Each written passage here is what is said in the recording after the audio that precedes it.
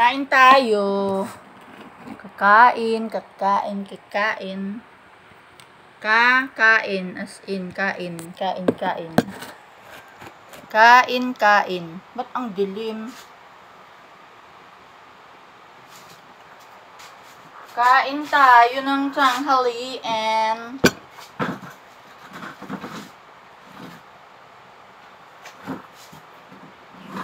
Ano yun?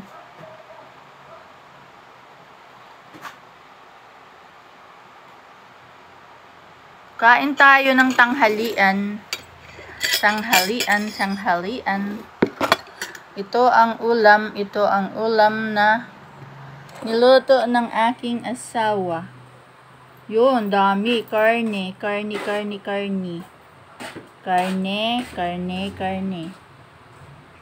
Ano? Karne yan. Yan, oh. Oh. Kain tayo.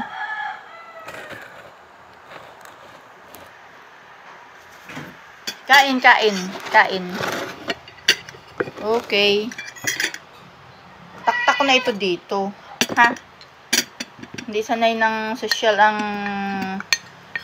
beautiful girl. Kain.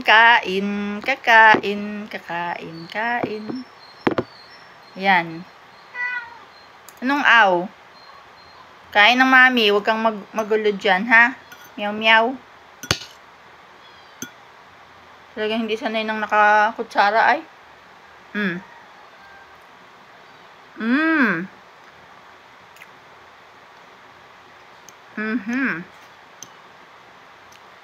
Hindi pa masyadong malambot ang karne ng daddy. Ito po ang luto niya.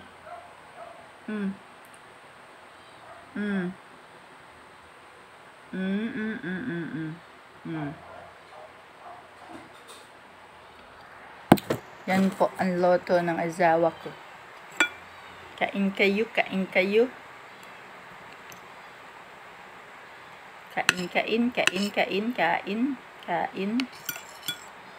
Gutom na bago naman magturo ng permutation and combination.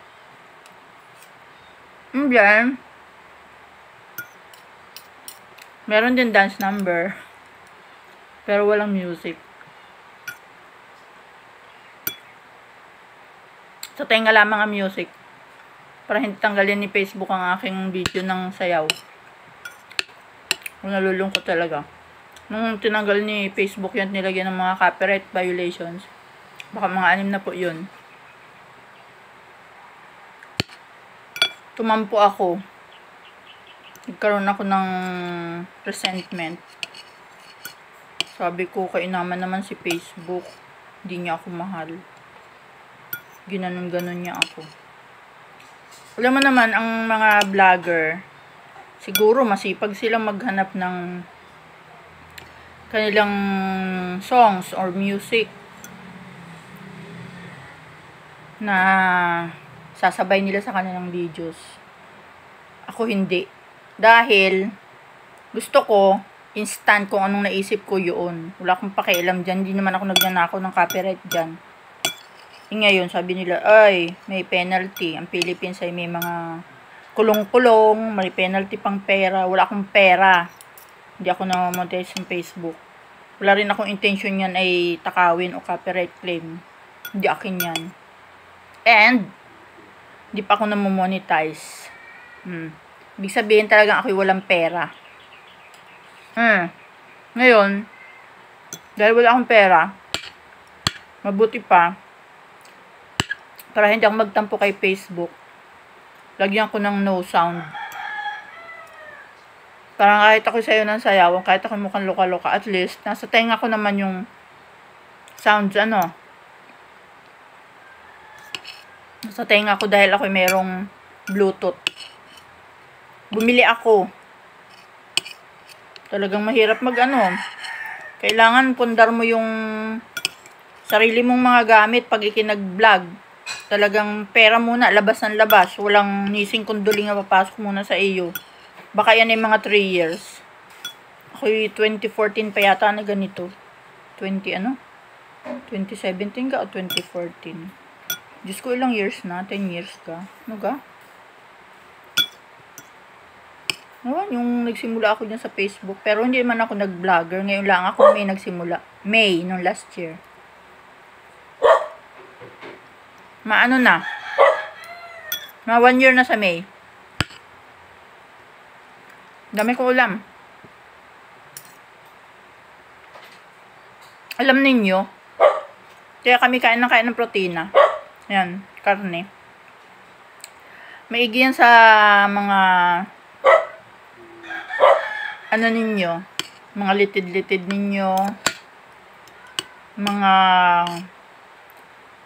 sa baga ninyo, pampatibay ng baga. Kaya pag maski ikaw ay may yung mabahong katulad niyang kanal, hindi na naalis yung baho ng kanal namin. Kaya stuck na dun. Kakalungkot. Pampatibay ito ng baga. Yang karne. Protina.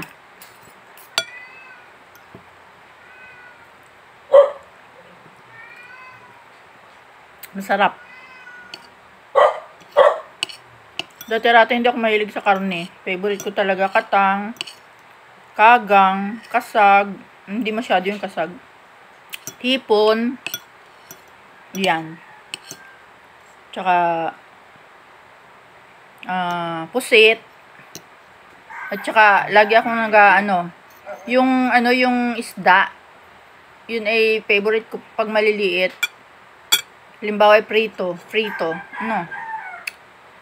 Favorite kong asayin. Ibig sabihin ng asayin ay kainin mo lamang na walang kanin. Basta yun ang kainin mo. Kahit mga 20 perasong isda, maubos ko yun. Walang kanin.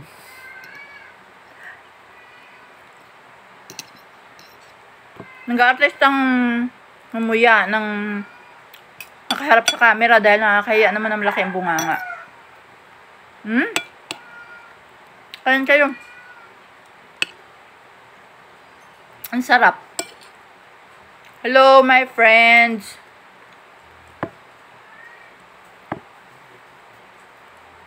Ang dilim dito sa amin dahil parang merong ulanin.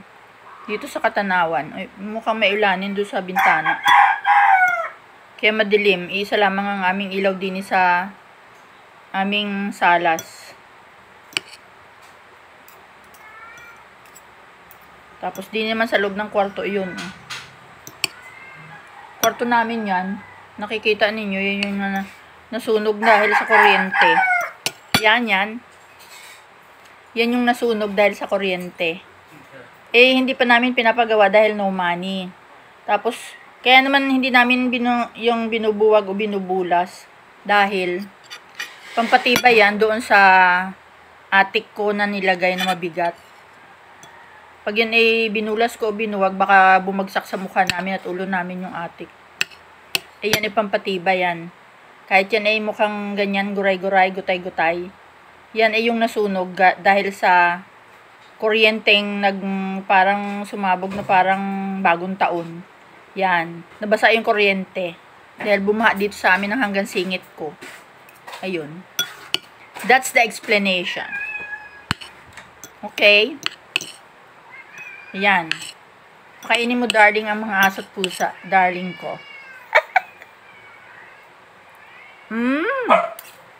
Ang sarap. Kain kayo.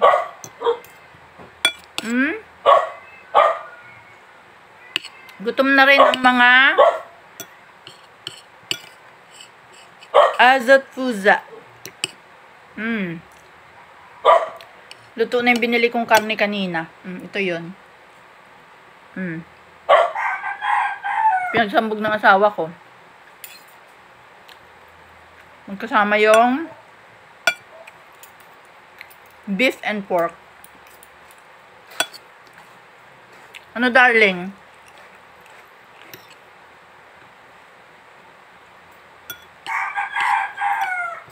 Walang naimik.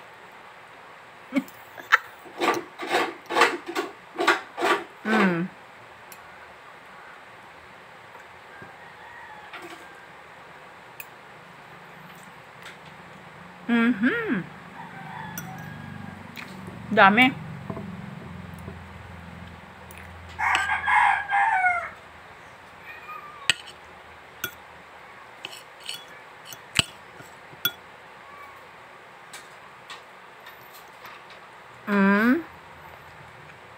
Kaya nag-artist ng ganyan, baka maalis ng lipstick. Maputla.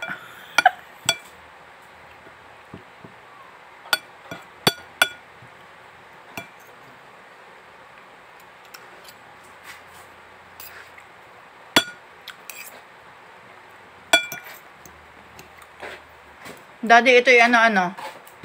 Pork and beef Very good.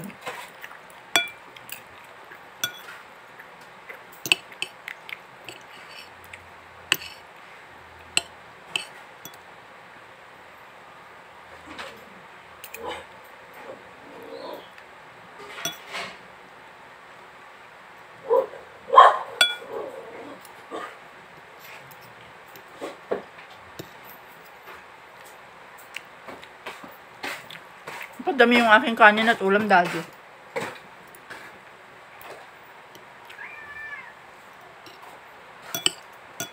Busog na ako.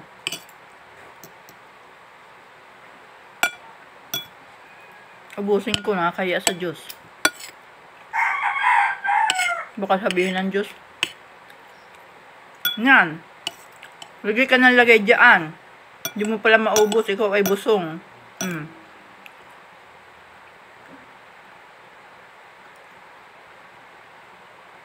Lalo na akong busong dito, bagay ito ay tinapong ko. Ayaw ko. Kainin nila ang.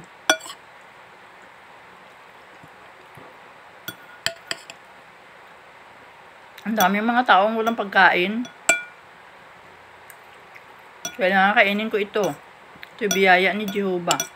Ni Jesus. Biyaya ng Diyos. Nagpasalamat ako sa Diyos sa lahat ng kanyang mga kabutihan.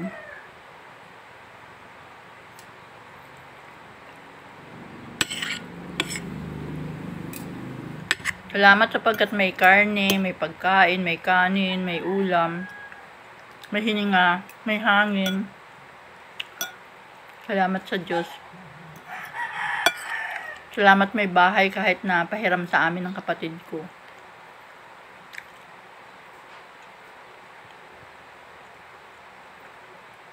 Salamat at may anak, may asawa. Salamat at may aso, may pusa. Salamat at maraming manok. Salamat at mayroong banta ng ulanin para hindi na maging mainit ang banas.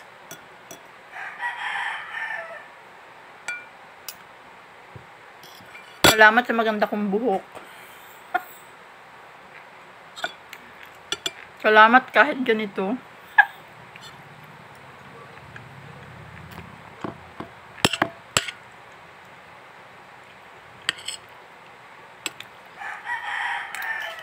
Wala pala kaming gulay. Hindi ako nakabili. Dali-dalit ako kaninang umaga eh. Kakahiyang pag-intayin yung nag-escort sa akin.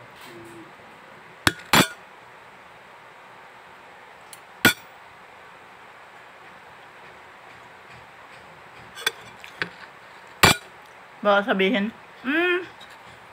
ang arte mo. Ayoko ba na sabihin ako maarte, kahit ako'y artista.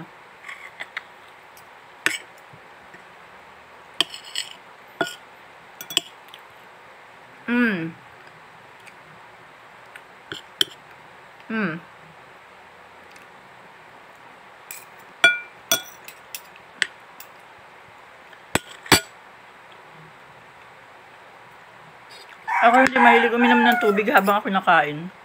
Ang dapat daw, subo, inom, subo, inom. Hindi ta naman ako social ay, kaya kung kailan lang ako mauhaw. Pag busog na pati sa ako mainom, baka mamaya busog ako sa tubig.